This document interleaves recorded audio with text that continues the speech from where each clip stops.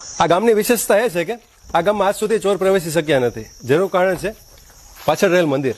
મિત્રો, આપણે પહોંચી ગયા છીએ ભૈરવ દાદાના મંદિરે, જે સાતડા ગામની નજીક આવેલું છે. અને એવી માન્યતા છે કે આખા સાતડા ગામમાં ક્યાંય પણ મેઇન ડોર એટલે કે ડેલો નથી. તેનું કારણ છે આ ભૈરવા દાદાનું મંદિર. અને અહીંયા માન્યતા છે કે ભૈરવા દાદાની દયાથી આખા ગામમાં ક્યાંય ચોરી નથી થતી. એ વાત સાચી છે? અને આખા ગામમાં ક્યાંય પણ મેઇન દરવાજો એટલે કે ડેલો નથી. એટલે આખા ગામમાં નાનું મકાન એક મોટું મકાન હોય, કોઈ પણ જગ્યાએ ડેલો છે જ નહીં. અચ્છા, આવું કેટલા વર્ષથી ચાલ્યું આવે છે? એટલે મને શું, પણ મારા ગાઈટા મરી ગયા એને નથી આ બધું એટલા વર્ષ. સારું, બહુ તો ભૈરવા દાદાની બહુ અતિ દયા કહેવાય ગામ ઉપર. ક્યારે એવું બન્યું ખરા કે ગામમાં ચોરી થઈ હોય કે એવું ક્યારે આટલા ટાઈમ? ડેલો કરે થાય એવું છે? હા. તો એવી માન્યતા છે કે ગામમાં જેને ડેલો નથી ત્યાં કોઈ દી ચોરી નથી થઈ, અને જેને જેને ડેલા કર્યા છે એના ઘરમાં ચોરી થઈ છે.